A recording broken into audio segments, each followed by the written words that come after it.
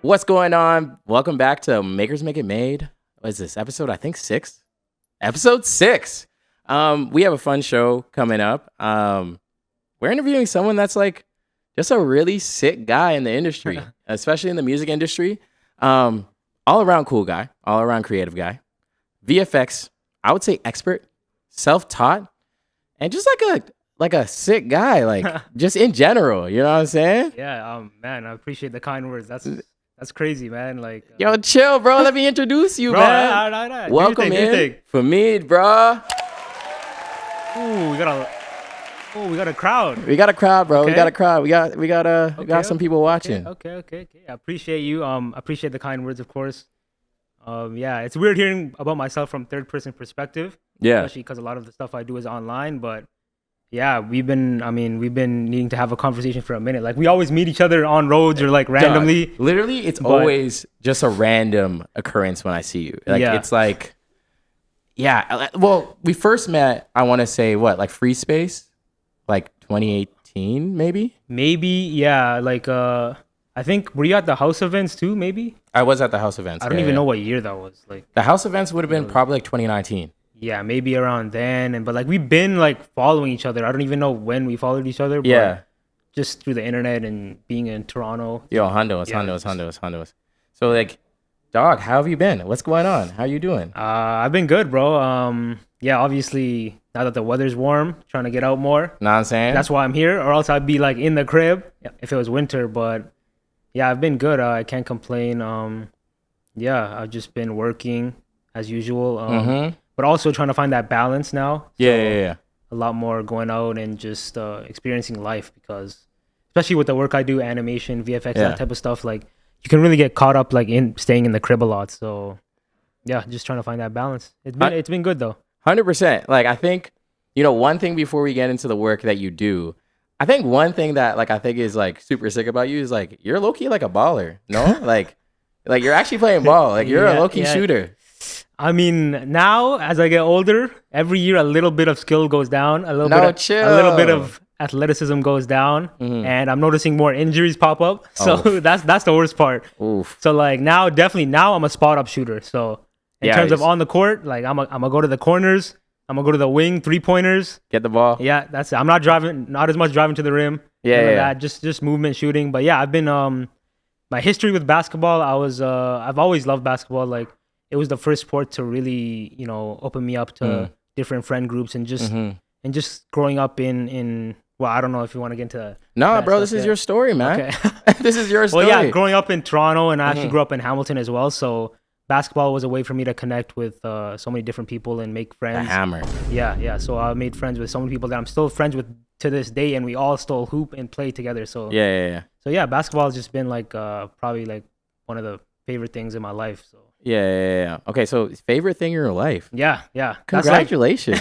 That's good to know, bro. Yeah. To find a sport that you love. I mean, like, it was probably like one of my first loves, to be honest. Really? Like, it was just basketball, music, like those two go hand in hand, kind of. So your love for music, I want to know, because you work with a lot of music, like at what point, like where does your taste level come from? Like do you have like genres that you lean towards, or is there some sort of like history behind music where you're like, yo, my mom put on this one song and then it just got me to where I am today? For me, I would say what really started everything was YouTube. So my parents, obviously, I come from an immigrant family, so the music they were playing was very old school, like from Bangladesh. I'm from Bangladesh. Okay. So they would play music that's very traditional. And I was obviously growing up in Toronto and Hamilton, both of those cities. So I would obviously I wouldn't feel as connected with that type of music. Yeah. So I would go to the internet. So YouTube for me was like a huge place for me to just discover so many different genres and different tastes of music. And I have an older brother. Yeah. So it always helps to have like an older sibling. Like they put you on and then you take it to the next level and then they're pissed that they put you on. Literally. Because now you're like way further. He would be like the intro, and then I would go in and I would do even more research, and I would find, like, for me, Kid Cudi. He was like a big time like influence in terms of like just searching on YouTube. I would like search up all of his music. Fabulous is huge. Yeah. Like for people that don't know, if you're like a little bit young, like go check out Fabulous. Like he had like a crazy run. I want to say like what was that? Like 08. Like 08 and before 08 and then up to like I want to say like 2011. He would be dropping mixtapes and they would be like all on YouTube. So and that was like the only place you could listen to them really. So like and LimeWire. Actually, LimeWire I was on that. Yeah. Yes. So, Bear viruses and Bear of that. There was always that like if you download the wrong thing, it would be who was it again? Bill Clinton or something? Just being like, I did not have sexual relations with that lady. Yeah, I was like, honestly, I was like, I didn't even understand it fully, but I was just on there like just listening to my favorite songs, just downloading whatever. I didn't care about any virus. Like, you're just locking in. Yeah, literally. Lock it in. That's dark, guys. Please don't do that in today's age. We're gonna lose way more than. Yeah, definitely. Yeah. My question, right? So your background, like you went to school for business at like Schulich. Yeah. Like that's an OD. That's a stressful like.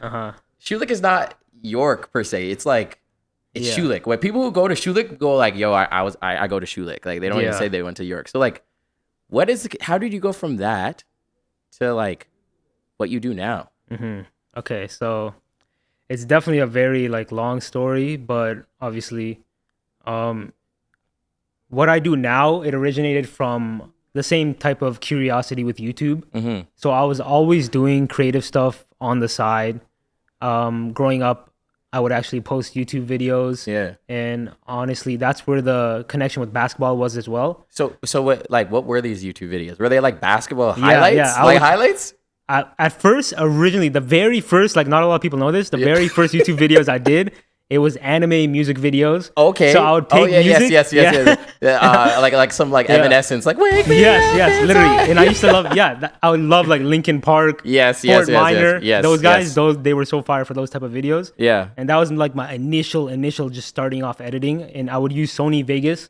Sony Vegas. Yeah, for those that know, that's light years. If you know CapCut and that's the thing you use, this was like. Yeah, the Stone Ages. And I was like I would just download it. I knew I could edit on there, so I just downloaded it. Yeah. And I was like, let me figure it out. But before that, it was also Windows Movie Maker. Yep. And from that, I went to Sony Vegas. And from the anime videos, that's when I went into the basketball videos, because that's where around that age I really started getting into basketball too. So naturally, it kind of just all connected, and I started making basketball like mixtapes, basically. Okay, like for yourself? No. I would take highlights of like John Wall. John Wall. Yeah, yes. I did a DeRozan one. I was gonna say, did you do a Rose one? Yeah, I did a Derrick Rose one. Derrick Rose, yeah. Before the ankle mash up. And then I went back. I would grab like Michael Jordan highlights, Kobe highlights. I did a couple for them. Dirk, like everyone who was like popping back in the day. And I would actually get like a decent amount of views. I think the most viewed I had was probably like 100K. Which is like insane at that time. Like at that time, getting 100,000 views on YouTube. What is that, like 08?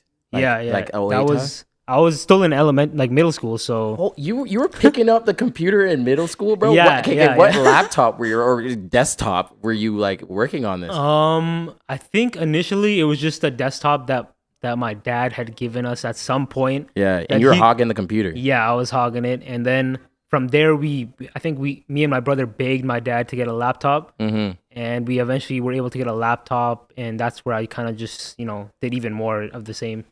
Nice. And then, so that's where you started with video, and then how did you transition from, okay, I have this skill to edit? Yeah. But now, you're in the music industry, and you're a big giant in that industry. Appreciate it.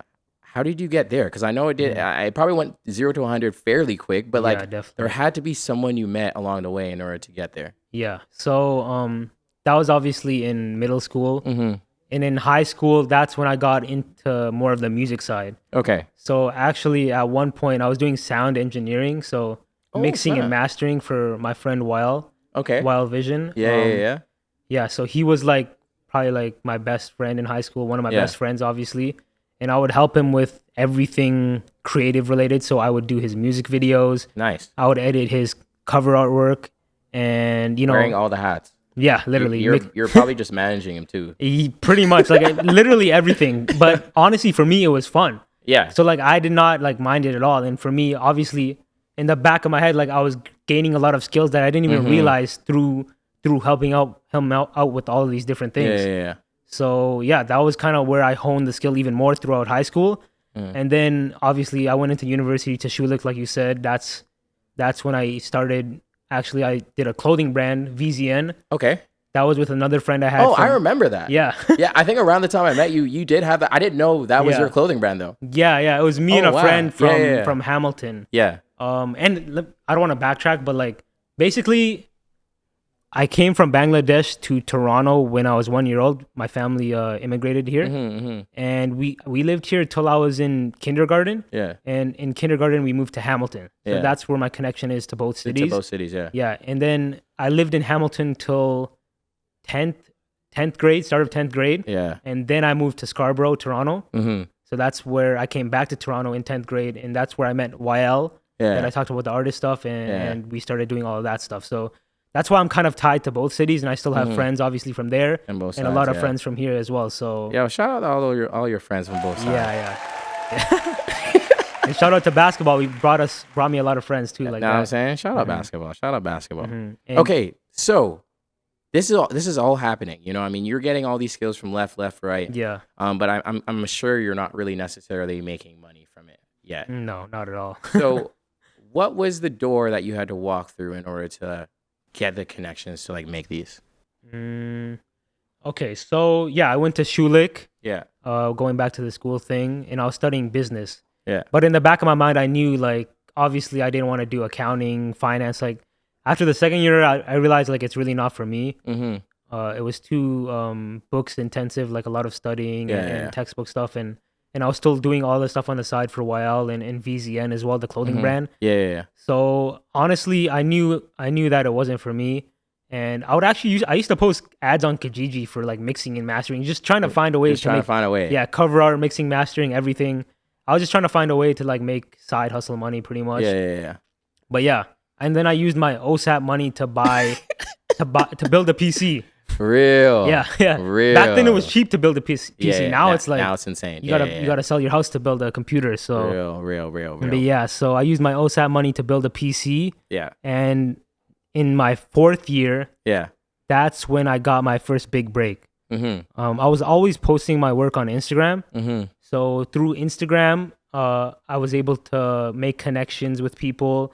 And honestly, what I did one day was I saw Max Cohen. He's a cover art designer. Okay, yeah. And I was a fan of his work. Yeah. So what I did was I shot him a DM. I'm like, bro, your work is so fire. He did a cover art for Comethazine. Yeah. Who's now like a trumpet player? No? Yeah. I think he just completely switched genres or something. Shout out him. But yeah, Max used to do all of his cover art work, and it was so fire to me. I'm like, bro, let me just show love, because like I know what it's like to receive love. So I'm like, let me just show him some love, like, because I'm a big fan of his cover art work. Yeah. So I just randomly shot him a DM, and he's like, bro, your work is fire too. He really liked a lot of the motion work I was doing, which a lot of people weren't doing at the time. Yeah, I feel like at that time, you were like one of the first I knew that was doing motion work. And like, I mean, it's hard to go back in time because I think now everyone's used to seeing motion. Yeah. But it was kind of like at a time where like people were like, yo, you know how they always say like printing is dead? They were like saying that like type is dead. Like, yo, everything has to be motion. And like you were one of the first on it, and you were really fast at it too. Like there wasn't many people that could do it really fast. Yeah, that was the thing with me, was I'm already a homebody. Yeah. So like whenever people ask me for anything, I'm like, I'm on it. Like I said lock in. Within a day. Like within a day, I'm like, I'm gonna get this done. Yeah. And I know they love that as well, obviously, because the music industry is like moving like. You're like always like, let's go. So basically, Max, after I showed him love, he pointed. I want to give him credit because he's the one who pointed me in the direction to continue focusing on the motion side and the animation side, because I was doing cover art work too. I was doing like obviously music video editing for my friend, like all different types of creative lanes I was doing still at the time. But he told me like really tap into this animation and motion work because not a lot of people were doing it at the time. So I want to give him like massive credit, because he's the one who really pushed me to hone that skill and continue doing that type of work. And yeah, so Max Cohen, he was the one who got my foot in the door. Yeah. And he connected me with a label because they needed that type of work. And initially I would be doing a lot of work for free too. So for either for him or for the label, obviously they pay you. But when I started off working with Max, like I knew I just got to get my foot in the door. You just got to get your foot in the door. And I feel like, I think that's advice for anyone that's like interested in having a creative as like their job title. Yeah.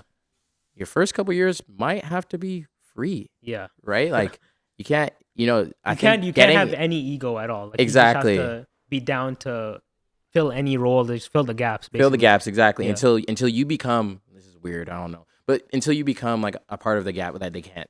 Yeah, You know exactly. what I'm saying? Until you like fill that space. Yeah. So I think during that time, because you were doing a lot of that motion, lyric videos at the time were huge. Like yeah. this is like before like Yeah. captioning Instagram posts and stuff like that. Like lyric videos were the thing before like the visualizer stuff too. It was like that's what you got as an artist. Mm-hmm. Who was the first artist you got to work with, or who was the first like oh shit, I actually do this artist Yeah. that like you did the lyric videos for? Okay, so the lyric video story is actually insane because Okay. if you know me initially, I wasn't doing any lyric videos. Yeah. Like obviously I was focusing on the motion work like Max told me to. Yeah. So I was just going hard with that, like doing all the album artwork animations and just motion assets. Mm-hmm. So but eventually my bad. Eventually Republic Records, Okay. I was already working with them on motion artwork. Yeah. But they hit me up and they were like, we need a lyric video for Nicki Minaj. We need it like, yeah, we need it within like a day or two. And they're like, can you do this? And when they said a day or two, they meant one day, a lie? Yeah, it might have actually been 2 days or one day, but I don't want to put them out there like make it seem like they had me doing some crazy stuff. But yeah, so they hit me up last minute. At the time, I didn't even know if I could do it. But I'm like, this is Nicki Minaj. Like, I have to accept it. If I don't accept this, it might not happen again. So it's either I figure it out and just take the job and figure it out from there, or I don't do it. But I'm like, so when you got that email, right? Were you like I feel like there was like two parts of you, but like you're like happy you got the email, and then two, you said yeah, and then you're like, holy, I don't even know. I don't even know how to tackle this one. I mean, I don't even know what text they want. I don't even know. Honestly, what it was I already knew I was gonna say yes regardless. So you real? Because at that point in my career, I was saying yes to everything. You real? It could be anything. I would agree to everything because I knew like the momentum was rolling so much for me that I can't say no to anything right now. I know. Especially for an artist like Nicki Minaj, I'm like I'm 100%. Especially during that time. Yeah. Yeah. I was like on a roll. I was like it was almost like a butterfly effect. Like people would continue seeing my work and I would continue posting and continue just accepting every project. It was obviously taxing, like physically, mentally, whatever, but at the time, like fresh off of university, trying to like earn income and you know, and pay back everything for your computer that you built. Yeah, that obviously and obviously OSAP. And did you actually finish school or did you drop out? No, I finished school. Congratulations, bro. I'm proud of you, man. Yeah. Look at that. Yeah, obviously immigrant family, you know, school come first. Like, yeah. There's no way I was gonna drop out. Like, I already knew, like, I'm gonna finish this. Whatever happens after, like, I'll figure it out. But yeah, so that Nicki Minaj one was my first. Was your first breakthrough? Yeah, the song was Nicki Minaj, Yikes. Okay. And pretty much, I figured it out. Like, I just opened up Adobe After Effects. Yeah. And I'm bare layers. Yeah, I was thousands of layers. Just bare. I was like, I'm gonna figure this out one way or another. Like, let me just do the work. Yeah, 100%.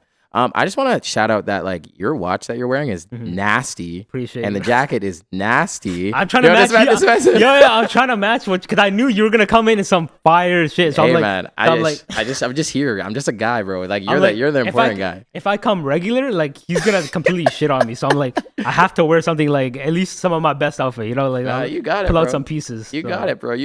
Okay, so I think a lot of people want to know this. Like, SZA's your GOAT. Yeah. SZA's your GOAT. I think a lot of people want to know. So like, what can you share about like the first time that you worked with her, and like, what is it like having you know, a big artist like be a friend, but also be someone that loves to work with? It's like a reoccurring client. Yeah. What is that like? Because I feel like to a certain extent, you get the opportunity to kind of shape a little bit of like what they're doing, and they trust you. And I feel like that stuff is really important. So yeah, so important. SZA is like probably the biggest blessing I've had in my career personally. So how it started was honestly through the same thing, just through me posting my work online.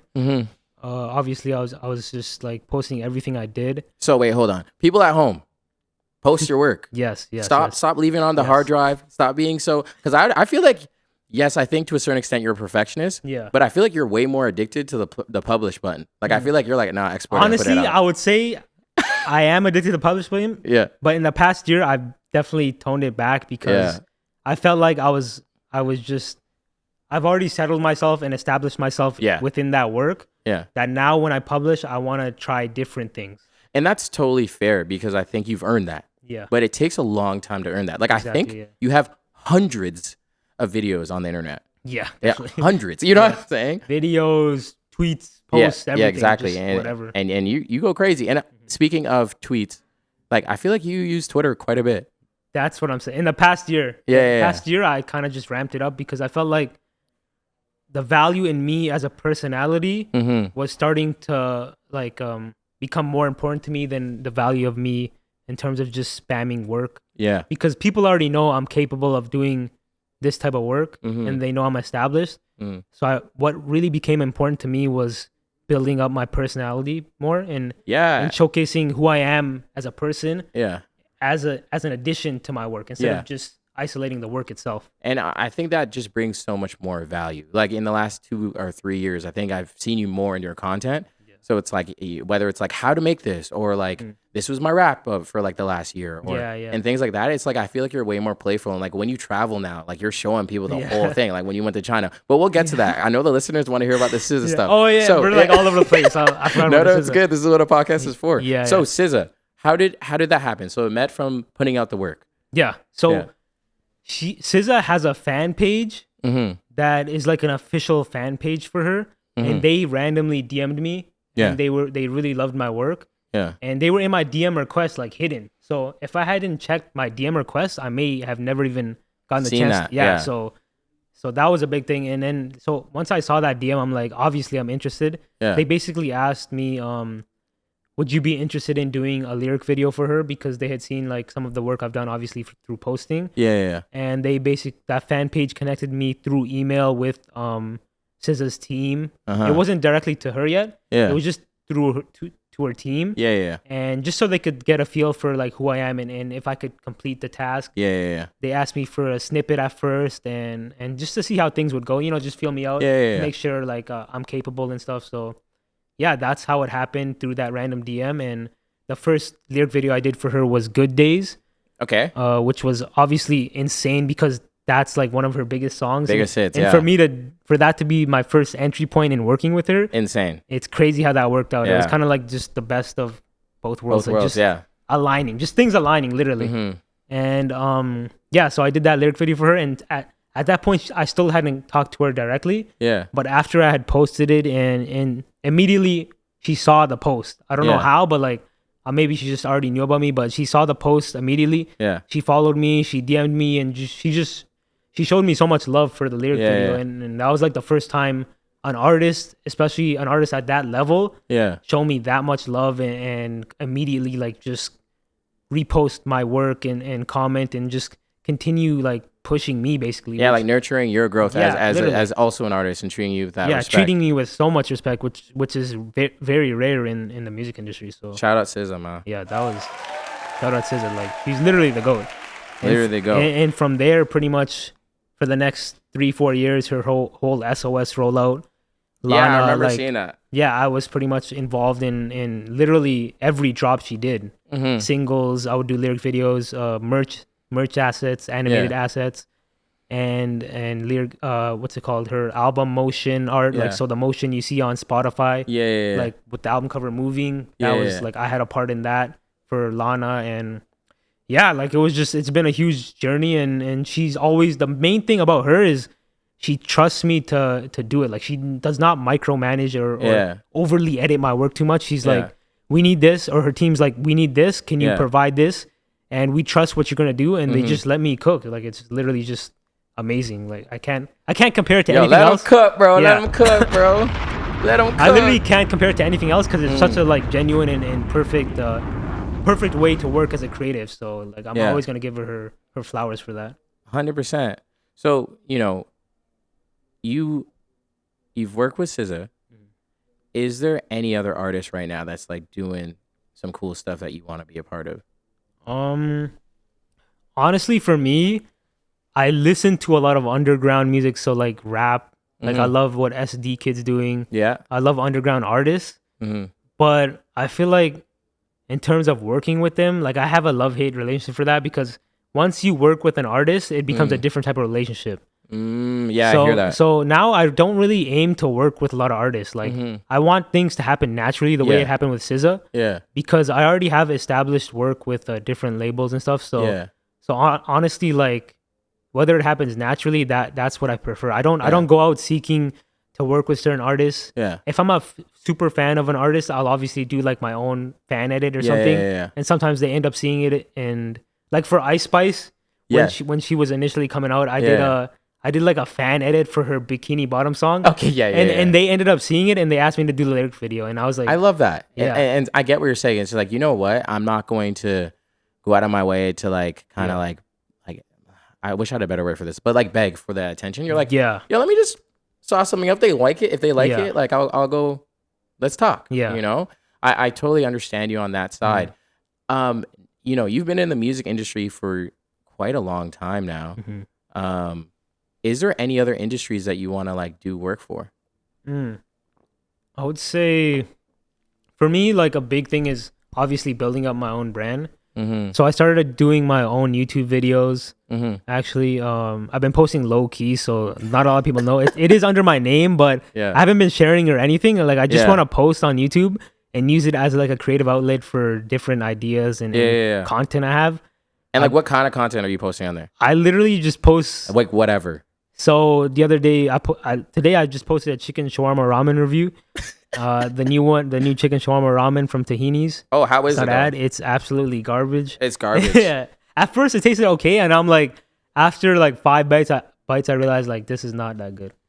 But yeah, so it's just sodium. I feel like it's just salty and nasty. Carbs, not enough chicken. Like we need more protein. Bro, I hate when I go to stores like that. Yeah. And they skimp on the chicken. Like, especially shawarma. Sometimes when it's beef, sometimes I understand when it's fish, sometimes. But chicken, bro, yo, come on. We need that chicken. Yo, like, fill the scoop. Trust, like I'll be going to the gym. Like I need that protein intake. But yeah. But like, what's it called? I post anything. So I did a Microsoft Paint video just for fun, like just recreating album covers on there. And it's random ideas that I might have that I think would be fun to record and do. Yeah. That's something I've been doing. But outside of that, industry wise, I would love to do something in the film industry. Oof. Like seeing all these crazy, like Backrooms just came out. Yeah. I watched Obsession, obviously. Like I'm really loving Obsession. Oh, you know what? Since we're already here, Obsession, thoughts. Yeah. Oh. Obsession, I can't lie. Give me like 10 seconds though, not too long. Okay, 10 seconds. Yeah. Out of 10. I'm an out of 10 guy. Okay, out of 10, I'd give it a 9. Yes. Okay. Yeah. I'm aligned. Okay. So why did you like it? I liked it because yes, it was a simple concept, but the way they executed was you cannot keep your eyes off the screen. Like I agree. It was done so well.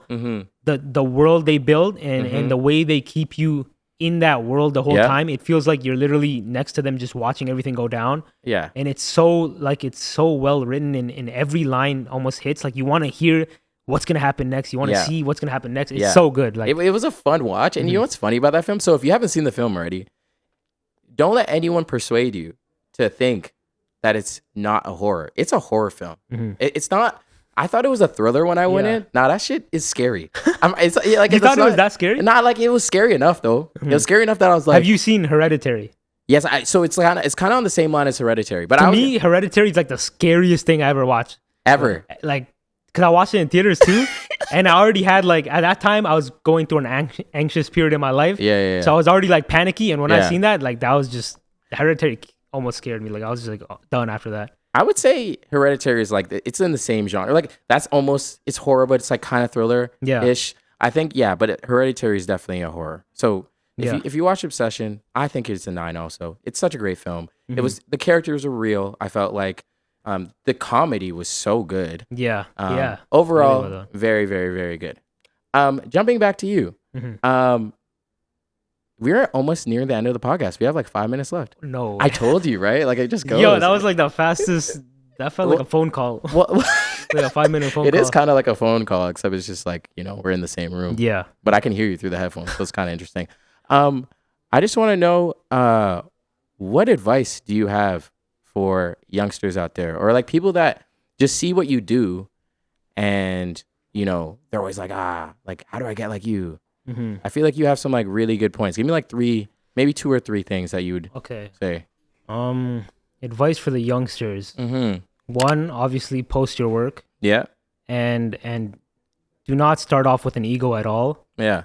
Come into it with a fresh, fun mindset, Mm-hmm. and you'll achieve great things. Like if you go in looking for people to give you a handout or for people to toss you certain jobs and stuff like that, you're not going to achieve anything. You have to go in. You have to go into it with a mindset that let me have fun every day and see what happens. Yeah. And that's when you create the best things. Yeah. So like whether you're making fun edits for an artist you like, or creating anything, just enjoying what you're doing, that's when you'll get the best result as a creative. 100%. And yeah, I mean, the money will come eventually, but do not put the money first because if you put the money first, you're gonna end up doing a lot of things you don't want to do. Yeah. Which honestly I did do in the beginning of my career. You have to do at the beginning of your career to survive, but the more I feel like the money drives you and is the only reason you do things, the more you're gonna find the projects that you only do for the money. You know what I'm saying? Whereas like a lot of times you do the stuff for the creative outlet. Yeah. And then you find someone's like, I want you to make that for me. And you're like, oh, I just experimented and they want my experiment. Yeah, literally. But if you're always doing the same thing over and over and over again, people are like, I don't really even want that. To make it actionable, I would say like for me, what I was doing was I was obviously doing things for money at the start, but on the side, I was always like exploring my creative passions, like posting things I would want to post for fun and creating things that I want to do for fun. And that's what kept me going. And that's what elevated me to another level, really. So that would be like the biggest piece of advice. Piece of advice. Yeah. Okay, so on the show, the guest from before is going to ask you a question. Oh. Okay. Yeah. Wait, that's dope. So this question is from Chi. Okay. Plaza Works. Okay. What's the most important thing that's happened to you in the past year? The most important thing. Honestly, it would be perspective. Like, as you get older, you realize that as important as it is to, focus on your work and stuff like that, finding that balance and like as you get older, people around you might pass away, things like that. And it really puts life into perspective. Like for me, obviously I spend so much time working and working, but seeing that, life is not all about the work. Like in success, it's not about the success you see in a workspace only. Yeah.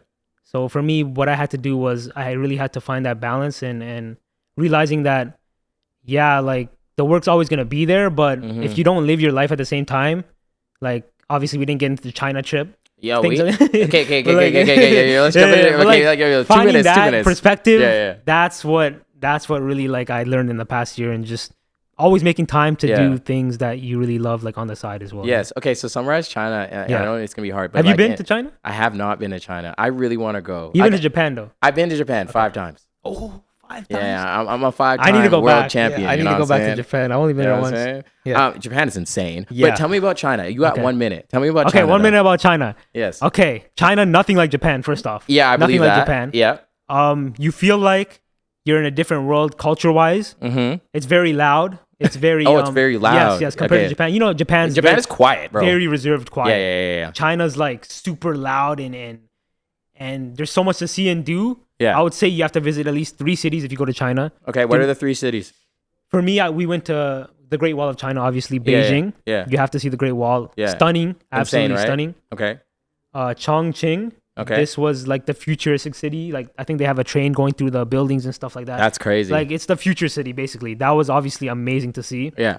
And then we went to Shanghai. Honestly, I feel like if you've been to any other big city, you can kind of skip Shanghai. Okay. What I would have done is I would have went to another nature-based city. Okay. Yeah. I'm not sure the names of those cities. Don't worry, I'm not quoting you on that. I don't even want you to try. There's a lot more nature to see that I wish I saw, but we didn't have time because I was only there for like maybe 9 days, 8, 9 days. Yeah.